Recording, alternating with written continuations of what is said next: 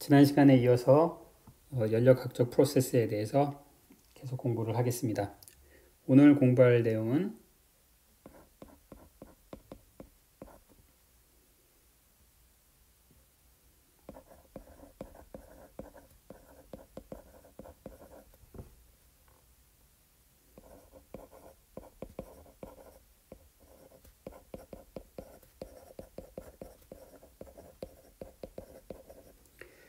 Reversible Adiabatic Expansion이라는 제목인데요. 책에 있는 거랑 좀 제목이 조금 다른데 여기서 Adiabatic이란 말의 뜻은 열교환이 없다는 뜻이에요. 그 프로세스 가운데서 열교환이 일어나고 있지 않다라는 뜻이고, Reversible은 지난번에 말씀드린 바와 마찬가지로 엔트로피 프로덕션이 하나도 있지 않은 그래서 가역 반응이란 뜻이고요. 그리고 이제 리버서블인 경우에는 이제 시스템의 엔트로피 변화가 이제 온도분의 열 흡수라고 했잖아요. 이게 등식이 된다라고 했죠. 리버서블의 경우에는. 따라서 어다이아베틱 리버서블 프로세스에서는 이제 엔트로피 변화도 0이 돼야 되겠죠. 그래서 이제 책에 나온 거는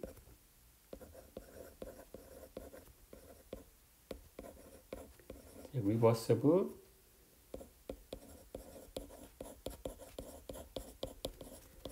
아이젠트로픽 익스펜전이라고 불러요.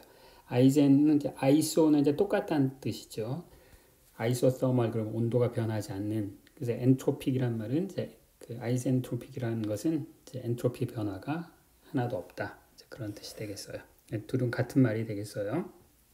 근데 여기서 주의할 것은 이제 엔트로피와 열 에너지 사이의 이 등식은 항상 리버서블 프로세스에서만 성립한다라고 했죠. 이리버서블 프로세스에서는 저것이 등식이 아니라 부등식이 된다고 말씀드렸었고요. 자, 그럼 이상기체에 대해서 이제 우리나라 말로는 단열 팽창이라고 부르는데 가역 단열 팽창을 한번 분석을 해봅시다. 가역 단열 팽창은 이제 이런 식으로 표시를 해요. 열교환이 없어야 되는 거니까 열교환을 없앨 수 있는 방법은 단열 시스템을 외부로부터 완전히 열적으로 차단시키는 거죠. 그래서 이제 열적으로 차단됐다라는 걸 표현하기 위해서 보통 이렇게 두껍게 해놓고 빗금을 치면 이게 단열재구나 이제 이렇게 생각하시면 되겠어요. 그래서 처음에 기체가 이제 이만큼 뭐 처음에 온도를 T1이라고 할 거고요. 그 다음에 부피를 V1이라고 합시다. 자, 얘를 이제 익스펜드 시킬 거예요. 얘가 팽창이 돼서 이제 여기까지 차가면 그때 이제 온도가 과연 어떻게 될 것인가? 그러니까 부피를 이제 V2까지 팽창을 시켰을 때 이제 그걸 이제 알아보는 게 되겠어요.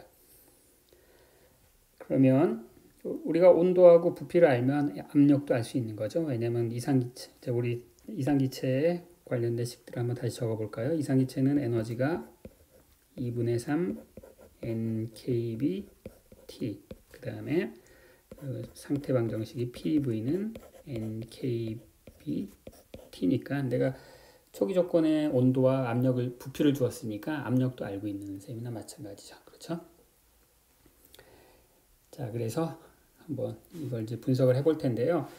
여러 가지 방법이 있는데 에너지 보존 법칙을 이용해서 한번 생각해 봅시다. 이제 변화가 일어나는 이제 미소 변화를 한번 기술을 해봅시다. 그러면 이제 연력학 제2법칙이라고 하는 것이 시스템의 에너지 변화는 시스템이 흡수한 열 에너지 더하기 그 다음에 시스템이 받은 1 이렇게 쓸 수 있다라고 했죠. 그런데 지금 현재 단열 반응이니까 이제 DQ는 0이에요. 그렇죠? 그 다음에 시스템이 받은 1은 마이너스 P dV라고 쓸 수 있다라고 얘기를 했어요. 그렇죠? 기억하시죠? 그 다음에 이제 이게 이상기체이기 때문에 이상기체의 온도의 변화는 상태 방정식을 쓰면 얘는 2분의 3 NKB DT죠. 이상기체 에너지는 온도에만 의존하니까 에너지 변화는 이제 온도의 변화에 비례하게 되겠죠. 따라서 우리가 지금 이제 연력학 제1법칙을 이용해서 온도 변화와 그 다음에 부피 변화 사이에 미분 방정식을 이제 유도를 한 거예요. 그렇죠? 그럼 이제 온도하고 부피에 대한 미분 방정식이니까 여기 나와 있는 이제 P를 소거를 해야 되겠네요. 그렇죠? 이제 P를 소거하는 건 우리가 상태 방정식을 알고 있으니까. 그래서 얘는 마이너스 부피분의 NKBT dV. 그래서 우리가 요런 미분량과 요런 미분량이 같다. 이게 이제 연력학 제1법칙이 단열 과정에서 우리에게 말해주는 바이고요. 그럼 둘을 이제 연립시켜서 풀어봅시다. 연립시켜서 풀어보면 NKB 파트는 없어지고요. 2분의 3 T분의 DT는 마이너스 V분의 DV가 되겠죠. 누구분의 누구의 미분은 로그의 미분이네요. 따라서 여기서 우리가 이걸 어떻게 바꿔 쓸 수 있냐면 얘는 2분의 3 D 로그 T 더하기 D 로그 V는 0이라고 쓸 수 있고요. 그러면 이제 얘는 다 있으면 D 누구의 변화량이냐면 로그 T 2분의 3 로그 T의 변화량. 걔는 로그 T의 2분의 3승이고요. 그 다음에 로그 더하기 로그는 그냥 로그 곱하기 로그니까 이게 0. 이게 이제 단열 변화에서는 온도의 2분의 3승 곱하기 부피를 로그를 취한 것의 미분이 변하지 않는다. 그러면 로그가 변하지 않으니까 따라서 이것으로부터 우리가 뭘 할 수 있냐면 T의 2분의 3승 곱하기 V는 일정하다. 이게 단열 변화의 조건이 되겠어요. 등온 변화에서는 그 압력 곱하기 부피가 일정했었죠. 그 우리가 보일의 법칙이라고 부르는데 단열 반응에서는 온도의 2분의 3승 곱하기 V는 컨스탄트다. 자, 이 관계식을 이제 온도와 부피로 표시할 수도 있고요. 그 다음에 얘를 압력과 부피의 관계식으로도 바꿀 수 있어요. 어떻게 바꿀 수 있냐면 온도를 이 상태 방정식을 이용해서 이제 압력과 부피로 다 바꿀 수가 있으니까요. 그렇죠? 이제 그걸 이제 여기다 대입했다. 그러면 어떻게 되겠어요? 얘는 압력의 2분의 3승 곱하기 부피의 2분의 5승은 상수다. 변함이 없다. 이렇게 되겠죠? 혹은 압력 곱하기 부피의 3분의 5승은 상수다. 이렇게 되겠어요. 그러면 PV 다이어그램에서 이제 어떤 변화가 일어나고 있는지 한번 살펴볼까요? PV 다이어그램 한번 그려보겠어요. 이게 P축이고 이게 압력축, 부피축. 자, 처음에 초기 상태에 어떤 이제 요 점에 있었다고 칩시다. 이게 초기 상태였다고 쳐봐요. 처음 상태. 그러면 이 처음 상태 온도가 T1이었죠. 그럼 처음에는 온도 곱하기 압력 곱하기 부피가 NKB T1이어야 되겠죠. 그러니까 초기 상태에서는 이게 이제 등온 곡선이었어요. 자, 요게 뭐냐면 P 곱하기 V는 NKB T1이었어요. 처음에 온도가 T1이라고 했잖아요. 자, 그러면 이런 단열 팽창을 한 경우에는 온도가 올라갈까요? 내려갈까요? 자, 이제 답이 여기 있죠. 답이 여기 있어요. 온도의 2분의 3승 곱하기 부피가 상수니까 부피가 증가했으면 온도는 내려가야 되겠죠. 그럼 온도가 내려가면 얘는 어떤 단열 곡선을 따라야 되냐면 어떤 등원 곡선을 따라야 되냐 온도가 더 낮아졌으니까 PV NK 온도인데 온도가 더 낮은 이제 요 선상에 있어야 되겠죠. 여기에 PV는 NKB T2가 되겠죠. 그렇죠? 자, 그러면 팽창을 하면 그 아래선에 머물러야 되니까 이제 팽창 후에는 이 시스템은 이제 여기로 가게 되겠네요. 그렇죠? 따라서 이게 단열 팽창에서는 이제 이렇게 시스템이 이제 이렇게 이동하는 거고 여기가 V1, 여기가 V2. 그래서 압력을 계산하시고 그럼 이제 요 관계식을 사용하면 되고 온도를 계산하고 싶으면 이제 요 관계식을 사용하면 되겠죠. 그렇죠? 온도만 한번 계산해 볼까요? 온도를 계산하는 방법은 자, 뭐 간단해요. 자, 처음 온도 2분의 3승 처음 부피가 나중 온도 2분의 3승 나중 부피잖아요.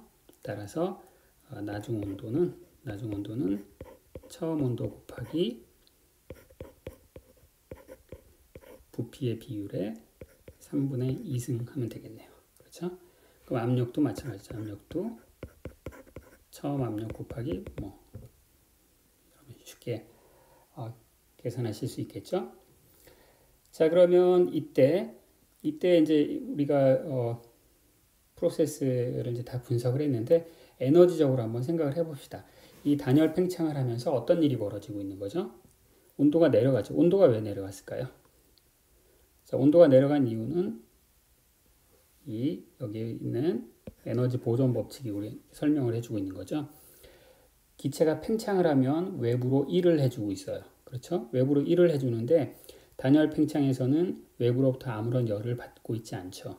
따라서 외부로 일을 해주니까 내부 에너지가 줄어들게 되는 거고 따라서 이 기체의 온도는 내려가게 돼 있어요. 그래서 이제 그러면 이 과정에서 전체 에너지가 얼마만큼 이제 일었는가? 전체 에너지는 얼마만큼 일었는가? 그러면 여기 온도를 알았잖아요. 온도를 알았으니까 얘는 2분의 3 NKB T2 빼기 이게 음수죠. 즉 그만큼 에너지가 낮아졌다. 이제 이렇게 되겠죠.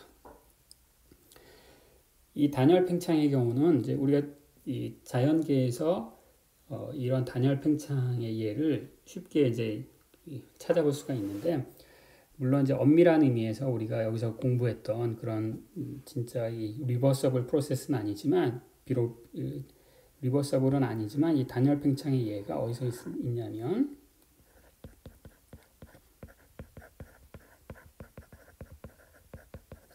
자, 공기 흐름에서 찾아볼 수 있어요. 여러분 날씨의 변화를 얘기할 때 고기압, 저기압 뭐 이런 얘기를 하잖아요. 자, 저기압이 그러니까 이제 기압에 따라서 공기가 이렇게 상승한다고 쳐봅시다. 공기가 이렇게 상승하고 있어요. 자, 공기가 언제 상승하냐면 저기압일 때 상승하죠. 이제 여기가 저기압이니까 다른 이제 고기압인 곳으로부터 공기가 이렇게 밀려들죠. 그렇죠? 따라서 이제 공기가 떠밀려서 공중으로 상승을 하게 돼 있어요. 공기가. 그런데 이 공기가 상승할 때 그 상승하는 속도가 굉장히 커서 이 상승한 이제 이런 걸 기단이라고 부르죠. 공기의 이 덩어리를 기단이라고 부르는데 이 기단이 너무나 빨리 상승하고 있기 때문에 그 상승하는 동안에 주변과의 이 열 교환을 우리가 이제 무시할 수 있을 만큼 공기가 빨리 상승을 해요. 따라서 이 저기압에서 상승하는 공기의 연력학적인 성질을 단열 변환으로 우리가 모델을 해요. 기상 상태를 이제 예측을 하는 그런 기상의 예보할 때요. 그러면 얘가 단열 팽창하면 어떻게 된다고 했어요? 온도가 내려가죠. 온도가 내려가면 온도가 낮은 공기가 품을 수 있는 수증기의 양이 감소하니까 그 수증기가 물방울로 응결이 되고 그래서 이제 구름이 끼고 흐린 날씨가 되는 것이죠. 그렇죠? 반대로 고기압이면 공기가 하강을 하게 되고 하강을 하면서 단열 팽창을 하게 되겠죠.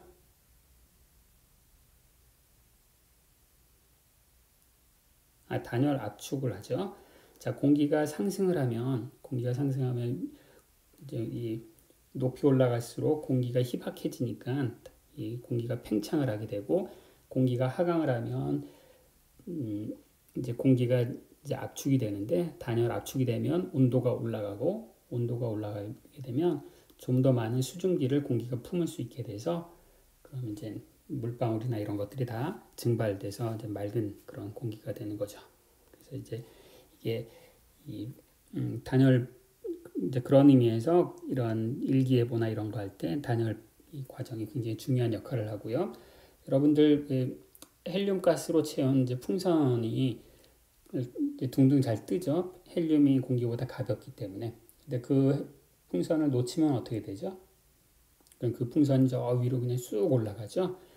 그때 그 고무 풍선 안에 있는 헬륨도 우리가 단열 팽창을 하고 있는 것으로 그걸 기술할 수가 있어요. 그래서 이제 그 단열 팽창을 하면 그 안에 이제 헬륨의 온도가 내려가게 되고 이런 여러 가지 이런 연력학적인 성질이 이제 그 풍선의 운동을 이제 분석하는 데도 잘 사용되고 있어요. 우리가 이제 지난 시간에 이어서 세 가지 종류의 이런 연력학적인 과정을 분석해봤고, 그래서 여러분들이 이제 각 과정에 대한 서머리가 그게 교과서 테이블 3번에 있어요. 이게 지금 기텔책 6장을 하고 있는 거죠.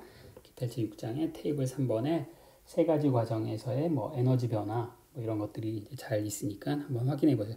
제가 특별히 이제 엔트로피에 대해서는 코멘트를 하지 않았는데, 자 여러분 이 수업 시간에 고전적인 이상기체의 엔트로피의 식을 다 알고 있죠.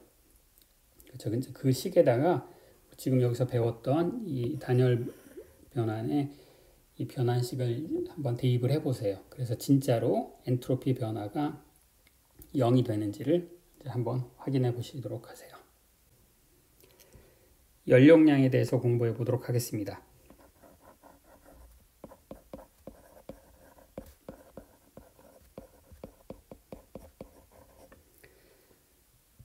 우리가 물질의 성질을 얘기를 할 때 우리 전기적인 성질을 구분하는 중요한 잣대 중에 하나가 저항이죠. 저항은 우리가 전위차를 가했을 때 그것에 의한 반응으로 얼마만큼 전류를 잘 흘릴 수 있는가, 뭐 그런 게 전기적인 특성을 나타내는 중요한 이제 물성이고요.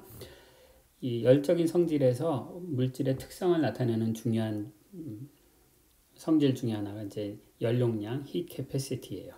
heat capacity는 뭐냐면 우리가 그 물질의 혹은 물체의 온도를 1켈빈 올리는데 과연 얼마만큼의 몇 줄의 에너지가 필요한가? 그걸 우리가 heat capacity라고 불러요. 그래서 이제 기호로는 capacity에서 이제 C라고 쓰고요. C는 뭐냐면 우리가 이렇게 써요. 단위 온도 1도 높이는데 필요한 열 에너지의 양, 이게 이제 heat capacity예요. 그런데 자 여기 이제 약간 이제 미묘한 점이 이제 숨어 있어요. 왜냐하면 지난 시간에 제가 어떤 얘기를 했었냐면 열이라고 하는 것은 스테이트 펑션이 아니라고 했어요. 그래서 내가 똑같이 온도를 1도 올리는 데에도 뭐 어떤 방식으로 온도를 올리느냐에 따라서 거기에 필요한 열 에너지가 다를 수가 있어요. 자, 그걸 직접 한번 이제 보여드리도록 하겠습니다. 여기서도 역시 항상 이상기체에 대해서만 지금 생각을 하고 있는 거예요. 자, 그래서 첫 번째로 이제 기호로 CV라고 쓰는데요. CV는 뭐냐면 연료량인데 자, 이게 편미분이죠. 그 편미분이라고 하는 거 우리가 그 진짜 그 미분을 하려면 다른 조건을 우리가 또 제한을 가야 되는데 부피가 일정한 상태에서 온도 1도 높이는데 얼마만큼의 열 에너지가 필요한가, 이제 이걸 뜻해요. 그래서 이걸 이제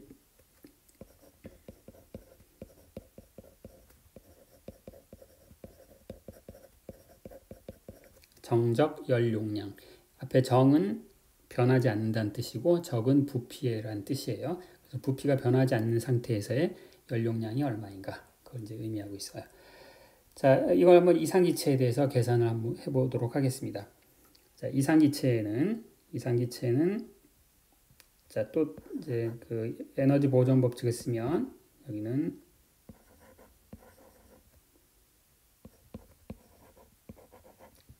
자, 이렇게 되고 그 다음에 기체가 받은 일은 P 곱하기 dV죠. 그런데 정적 연료량이라고 했으니까 내가 이제 부피 변화는 무시해도 되겠네요.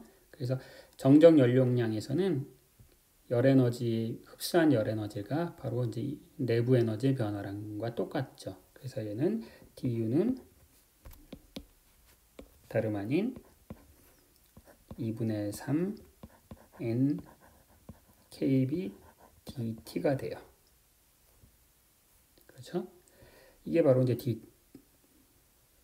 DQ인 거죠. 따라서 CV는 뭐가 돼요? CV는 정적인 상태에서 부피가 변하지 않는다는 조건에서 좀 우리가 이런 등식을 유도했잖아요. 따라서 얘는 2분의 3 N KB가 되겠죠. 이게 이제 정적 연료량이에요. 그럼 이제 요 옆에 이제 다른 연료량을 이제 생각할 수가 있는데, 한번 그림을 한번 그려볼게요. 이건 그럼 이제 정적 연료량은 어떻게 측정하는 거냐면, 부피가 변하지 않는 이 박스 안에다가 기체를 몰아놓고, 이걸 이제 실험으로 한다 그러면 이제 내가 여기다 이제 알코올 램프로 이제 불을 피우는 거예요. 그래서 그다음에 여기 온도계를 이렇게 딱 꽂아놓고 1도 높이인데 내가 이제 가스불을 뭐 얼마나 오랫동안 켜놨는가, 이제 그걸 측정하면 정적 연료량을 이제 측정할 수 있는 것이고요. 두 번째 방법으로 연료량이 정의되는 것은 이제 CP라고 쓰고요. 여기서 P는 이 CP의 의미는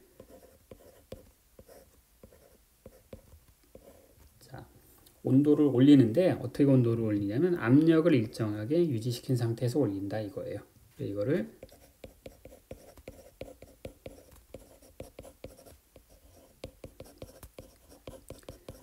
정압 연료량이라고 불러요. 그럼 얘는 이제 실험을 한다 그러면 어떻게 실험을 하겠어요? 이거는 부피를 일정하게 유지하는 것이 아니기 때문에 여기 이제 움직일 수 있는 피스톤을 여기다 놓고요.